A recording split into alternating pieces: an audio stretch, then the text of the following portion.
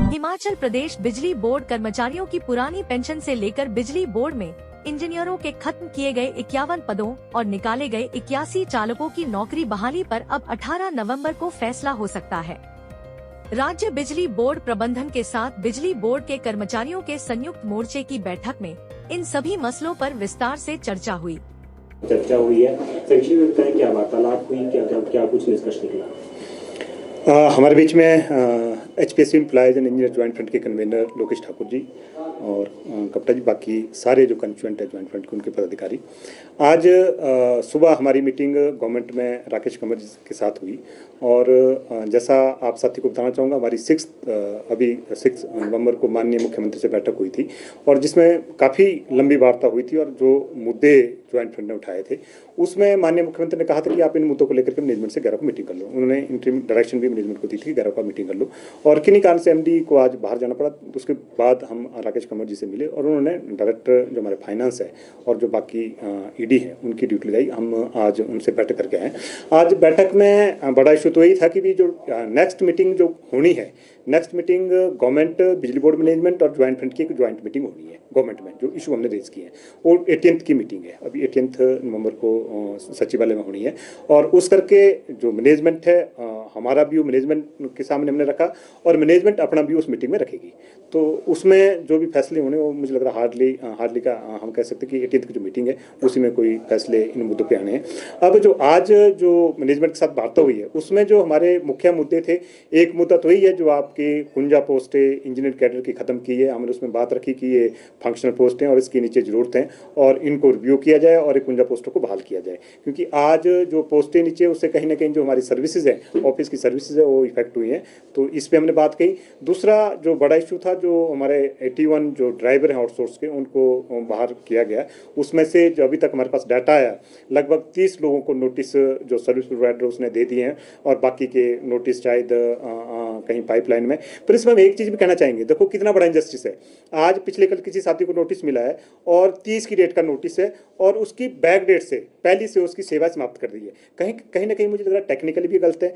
आप 30 को किसी को नोटिस दे रहे हैं और पहले को उसकी सेवा समाप्त कर रहे हैं। जो एक आपका अरेंजमेंट के लिए जो नोटिस पीरियड होता है मिनिमम 1 मंथ है और वैसे 3 महीने होते हैं जो आपको पहले प्रिपेयर करने के लिए देने होते हैं कि आपकी सेवा समाप्त की जाती है। तो टेक्निकली ये चीज़ें जो सारी इसमें फॉलो की गई है वो कहीं ना कहीं जो आपकी लॉ वायलेशन है वो उसकी वायलेशन की गई है। और दूसरा हमारा इस पर कंटेंशन ये था कि जो जहाँ आप नीचे ड्राइवर अरेंज कर रहे हैं वहाँ हमारे व्हीकल्स अभी भी अवेलेबल है। हमारा कहना था, सरकार में भी कहना था कि 30 ऑफिस की डिटेल दी है जहाँ व्हीकल है। हमारा कहना था कि जो आउटसोर्स के जहाँ ड्राइवर हैं उनकी सर्विसेज वहाँ कंटिन्यू की जाए और बाकियों से जो पोस्टें बिजली बोर्ड में खाली पड़ी है, डिफरेंट कैटेगरी की पोस्टें पड़ी है, उनकी ऑप्शन ली जाए और उनको कंटिन्यू यहाँ किया जाए। अभी हमारा इस पर मैनेजमेंट के सामने वर्चन रखा। और तीसरा बड़ा बात, आप मीडिया के साथ ही मेरे पिटरॉप में अभी थे जो आपकी 7th को खट्टर जी आए थे और जिसमें स्टेट गवर्नमेंट और गवर्नमेंट ऑफ इंडिया की वार्ता हुई पावर सेक्टर के मुद्दों को लेकर के हुई।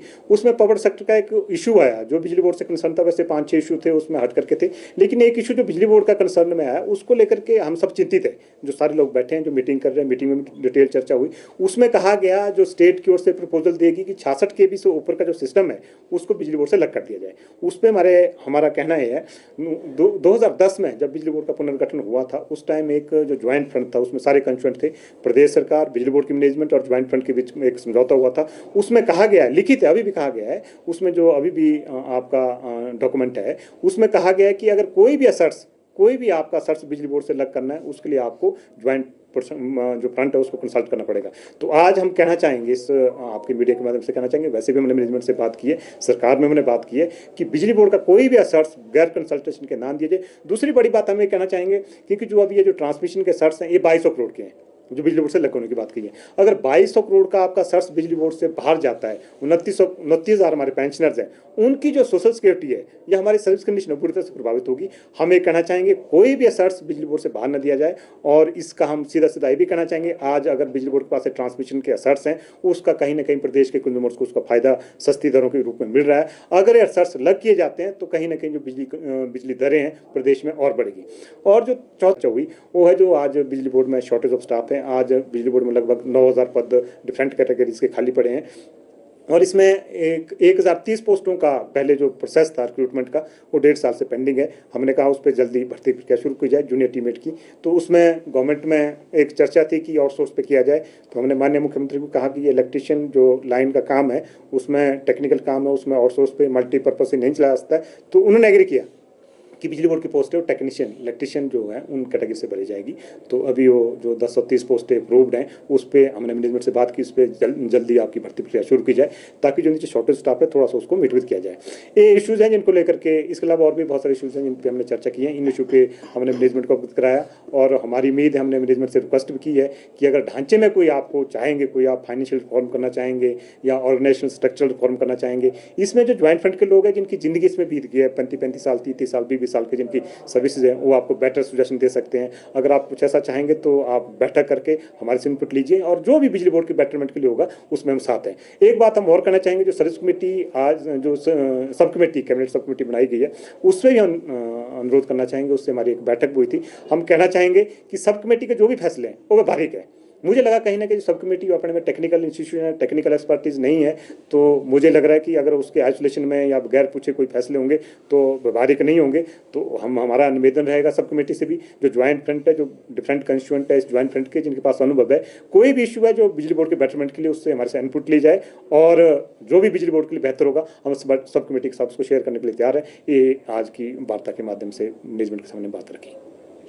मुझे बड़ा परिचय दीजिए। मैं हीरालाल वर्मा, को convener HPSV employees and engineer joint front.